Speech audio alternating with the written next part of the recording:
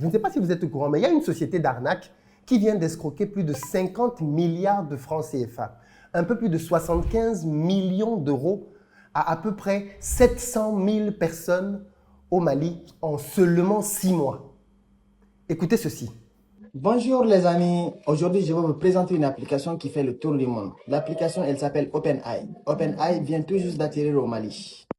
Pour ceux qui pensent que c'est une arnaque, non, OpenAI n'est pas une arnaque. C'est une application qui a été approuvée et certifiée par le gouvernement malien.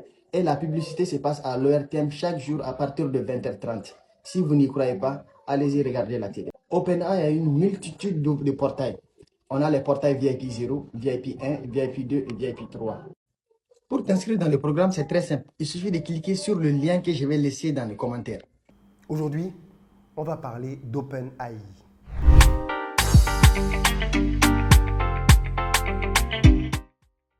Salut à toi et bienvenue sur ma chaîne, moi c'est Philippe Simo. Et si je te parle de business, de gestion des finances et de mindset, parce que c'est grâce à tout ça qu'on va développer notre communauté. Donc si toi aussi, tu veux augmenter tes revenus, éviter des arnaques comme celle qu'on va voir dans cette vidéo, abonne-toi à cette chaîne et active la cloche des notifications. Parce que s'il y a une chose qui est certaine, c'est qu'aucun de mes abonnés ne peut tomber dans ce genre de piège. Bon, à moins qu'il fasse exprès, bien évidemment. Pour le reste, si vous êtes en Côte d'Ivoire ou si vous arrivez prochainement à Abidjan, vous nous contactez pour qu'on mette à votre disposition SUV, berline, pick-up, en fonction de votre budget pour vous permettre d'avoir un séjour sécurisé sur place. Pour le reste, si vous cherchez un appartement aussi pour votre séjour de très bon standing, on a ce qu'il vous faut en plein cœur d'Abidjan, les amis. Contactez-nous au numéro qui s'affiche ou alors allez dans la barre de description. Vous avez le lien pour réserver votre place en fonction des disponibilités. Et puis enfin, pour les investisseurs, ceux qui veulent multiplier leur argent de manière honnête, on vous propose des investissements dans l'immobilier. Nous construisons des maisons pour vous de très bon standing. Vous nous contactez là aussi et on vous propose des offres que vous pouvez acheter pour simplement vous en servir comme des investissements locatifs. Quoi qu'il en soit, en fonction de votre besoin, nous sommes là pour vous. Vous savez, l'une des erreurs les plus graves que les pauvres font au sujet de l'argent, c'est de penser que ce qui leur manque, c'est justement de l'argent. Moi, je suis convaincu que ce qui manque fondamentalement aux personnes qui sont pauvres économiquement, c'est de la connaissance. Parce qu'en réalité, beaucoup de gens, parce qu'ils ont besoin d'argent et qu'ils sont très ignorants, tombent dans des pièges extrêmement basiques. Et ce qu'on va voir aujourd'hui en est une preuve. Figurez-vous que l'entreprise OpenAI au Mali a laissé des familles endeuillées, des personnes qui aujourd'hui sont tombées dans la démence, et littéralement parce qu'elles y ont mis toutes leurs économies. Il y a des familles aujourd'hui qui sont en divorce, des personnes qui sont juste au bord de la folie, des personnes qui ont fui tout le monde parce qu'elles ont emprunté l'argent partout pour aller essayer de le multiplier auprès de OpenAI Mali. Et pourtant, c'est une entreprise qui a juste moins de 6 mois d'existence. On peut se demander comment est-ce possible de tomber encore dans une pyramide de Ponzi comme celle-là, alors même que sur cette chaîne, nous avons passé des mois à décortiquer une pyramide de Ponzi comme l'IEP Limal, à montrer comment ce système fonctionne, à montrer comment est-ce que les victimes se sont faites prendre, à montrer comment est-ce que les promesses étaient faramineuses, à montrer de bout en bout pourquoi c'était un système destiné à l'arnaque et simplement à ne pas prospérer. J'étais sûr qu'après avoir fait ces vidéos-là, on n'entendrait plus jamais parler de ce genre d'arnaque sur le continent. J'étais sûr qu'après avoir pris le temps de décortiquer tous les mécanismes, d'inviter des spécialistes, des financiers pour décortiquer comment fonctionne une arnaque de Ponzi, qu'on ne nous y reprendrait plus. Malheureusement, je me suis trompé. Parce que ce que OpenAI vient de faire est juste formidable dans le domaine de l'arnaque. C'est formidable d'ingéniosité. Le spot que je vous ai fait écouter en début, je vous le fais réécouter maintenant. Et écoutez bien les éléments d'arnaque. Bonjour les amis, aujourd'hui je vais vous présenter une application qui fait le tour du monde. L'application elle s'appelle OpenAI. OpenAI vient tout juste d'atterrir au Mali. Première chose, pour mettre les gens en confiance, qu'est-ce qu'il fait? Il fait comprendre aux gens que l'entreprise qui vient de débarquer au Mali, en réalité, est une entreprise qui existe déjà depuis très longtemps ailleurs. Donc, ce qui arrive au Mali, c'est une opportunité que d'autres ont déjà eue ailleurs et maintenant, il est temps pour les Maliens aussi d'en bénéficier. C'est-à-dire qu'il faut toujours qu'on vous donne le sentiment, quand on veut vous arnaquer, qu'on veut vous faire participer à quelque chose d'inédit, à quelque chose d'inouï, à une découverte qu'on a faite et que le reste du monde ne connaît pas encore. C'est un peu le même process avec lequel l'IEP Limal avait procédé, en disant aux gens, mais écoutez, on a découvert une technique en crypto-monnaie que les Blancs nous cachent. Et donc, nous, les Noirs, on a découvert et on veut mettre ça à votre profit. Il y a toujours cette notion de « nous avons quelque chose d'extraordinaire que l'on va vous proposer, les amis ». Ça commence toujours comme ça. Donc, pour que ça marche, il faut créer une société officiellement. Donc, OpenAI Mali a bel et bien été créé. OpenAI est donc une société officiellement de commerce général, prestation de services, import, export et distribution de produits avec un numéro d'immatriculation nationale et un certificat d'identification fiscale. Les documents sont propres. Maintenant, on peut dérouler. Pour ceux qui pensent que c'est une arnaque, non, non, non. OpenAI n'est pas une arnaque. C'est une application qui a été approuvée et certifiée par le gouvernement malien. Et la publicité se passe à l'ORTM chaque jour à partir de 20h30. Si vous n'y croyez pas, allez-y regarder la télé. Le deuxième moyen de pouvoir convaincre les gens, c'est de répondre à l'objection qu'ils vont te faire. Le monsieur qui crée cette pyramide de Ponzi sait bien que les gens vont se dire que c'est une arnaque parce que les offres qu'il fait sont tellement faramineuses que personne ne va y croire. Donc tout de suite, lui-même, il anticipe en vous disant « ce n'est pas une arnaque, les amis ». La preuve, et c'est là que c'est intéressant, c'est une entreprise qui a été validée par le gouvernement. Et donc ça, c'est supposé rassurer les Maliens puisque le gouvernement est supposé avoir validé, donc le gouvernement a vérifié. C'est quand même l'instance la plus élevée dans un pays. Et puis, deuxièmement, surtout, ça passe à la télé. Vous allez à la télévision, allez vérifier, vous allez voir si nous n'y sommes pas. En réalité, quand on creuse, on se rend compte que l'entreprise est un tissu de faux et de mensonges. OpenAI crée un groupe WhatsApp. Et dans ce groupe WhatsApp-là, ils vont mettre à la disposition des investisseurs un document très important. Il s'agirait d'un certificat d'immatriculation qui leur aurait été délivré par la direction du guichet unique de création d'entreprise de l'API, l'Agence de promotion des investissements du Mali, avec le cachet officiel. Et quand tu vois un document comme ça, signé par les autorités, par l'API, tu te dis, bon, c'est quand même une entreprise sérieuse. Ils ont eu la validation de l'Agence de promotion des investissements du Mali. C'est quand même des gens respectables, n'est-ce pas? Juste que, quand on contacte l'API, ils nous font savoir que ce document est un faux, et ce, à plusieurs niveaux. Déjà, le numéro NINA, qui est un numéro d'identification des entreprises qu'ils fournissent, est un faux numéro. La codification n'est pas bonne. Leur numéro commence par 3, alors qu'en fait, il devrait commencer par 1. Et puis, dans leur registre de commerce, ils ont commencé leur numéro par MA majuscule, alors qu'en fait, les vrais commencent par M majuscule et A minuscule. Ce sont de petits détails, mais c'est là que le faux se distingue. Mais ce n'est pas tout. Pour davantage convaincre les gens, qu'est-ce qu'on fait?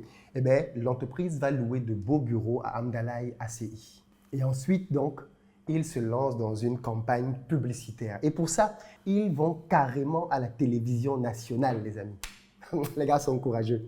Ils vont à la télévision nationale, ils préparent leur spot et ils font 3 diffusions. Le 14 et le 18 février et puis une dernière le 15 mars. Donc quand le monsieur vous dit qu'aller à la télévision, vous allez voir, il a raison. Si vous ouvrez la télévision, vous allez voir leur spot passer le soir sur les chaînes nationales.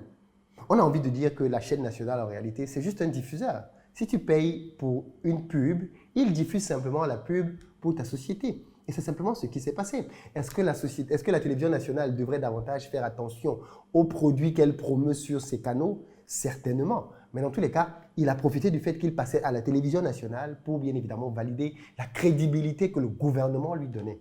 Et à partir de là, les gens se sont inscrits massivement. Par-dessus tout, l'élément le plus important pour une pyramide de Ponzi reste les rentabilités exponentielles qu'on promet aux futurs pigeons. Dans le cas d'OpenAI, pour un investissement de 1000 francs à 200 000 francs, on peut gagner 20 francs à 4000 francs. Ça veut dire que quelqu'un qui investit 1000 francs, tous les jours, il gagne 20 francs. Quelqu'un qui investit 200 000 francs, 300 euros, gagne tous les jours 4000 francs, soit 6 euros. L'autre intervalle dit de 201 000 francs à 500 000 francs, les gains vont de 5 000 à 12 500 francs par jour. C'est-à-dire que quelqu'un qui investit 500 000 francs gagne 12 500 francs par jour. De 501 000 francs à 1 million de francs CFA, les gains vont de 15 000 francs à 30 000 francs. Donc en gros, quelqu'un qui investit 1 million de francs, soit à peu près 1 524 euros, va gagner par jour 30 000 francs, donc un peu moins de 50 euros par jour.